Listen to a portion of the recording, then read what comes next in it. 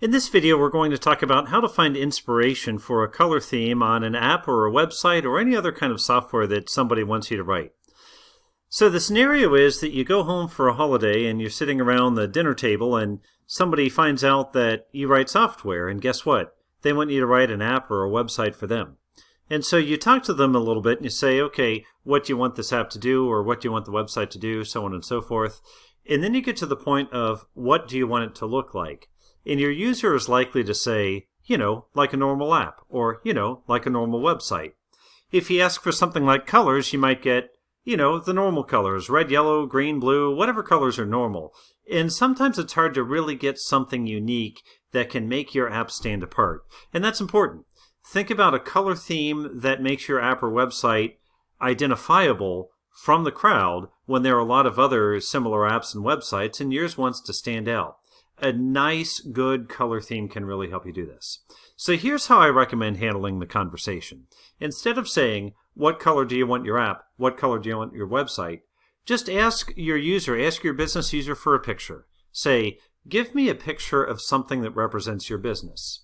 And then that person might say, oh gosh, we have that shrub that sits right outside the front door and everybody always comments on the fall color. So you know what? Here, let me go ahead and give you that picture.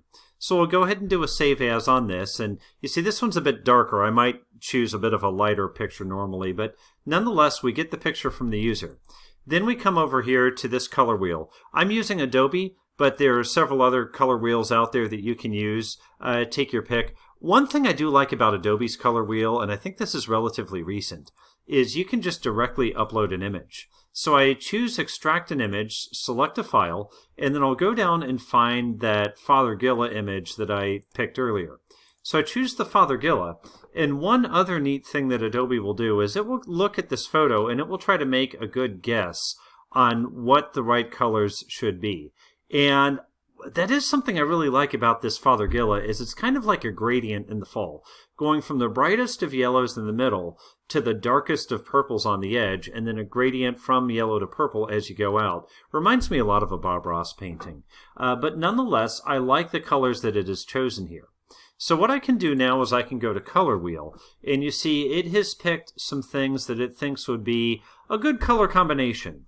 And maybe we'll choose this kind of maroon purplish color and this yellowish color, although I might go a little bit lighter on that.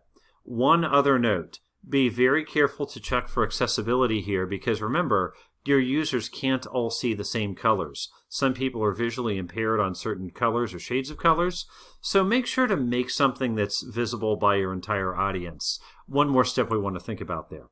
Okay, so what I'm going to do is I'm going to look at these RGB colors here, and I'm going to just note pound 8C3A50, and that's kind of like a purplish color, so we'll put like a maroon color for that.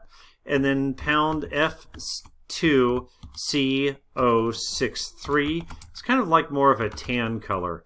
So that might be a good background color. And this one might be a good foreground color. Now I can also have a secondary color. Maybe we'll go for this kind of orange color here. We'll make that a pound F2A633. So I just note these down. So secondary orange color. And I'm happy with those, but I could also do a couple other things. I could look at analogous colors that go together. Monochromatic, triad, kind of an interesting difference there.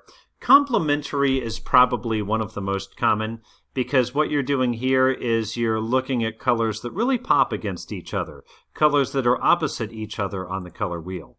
So several different things we can choose, compound, shades, and the like, but nonetheless, we eventually get a color theme that we can work with.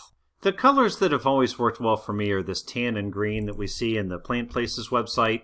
And so those colors are the ones that I'll likely end up using on this project. But nonetheless, I was able to grab those colors the same way that I just showed you by using a color wheel. And I just picked a couple of inspirational pictures that I liked. So the tan color is this D6 color right here. I'm just going to go ahead and paste that into Notepad++ that I have in another window.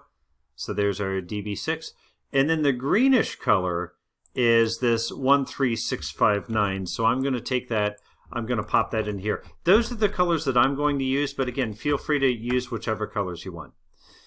Now, once we have these colors, most IDEs, websites, and the like will accept it in this RGB hexadecimal format, which is, hexadecimal is a 16 base, so basically 0 through 9 is decimal. Then A through F represents the next 16, no, sorry, the next 6 numbers after that, so 10, 11, 12, 13, 14, 15, essentially.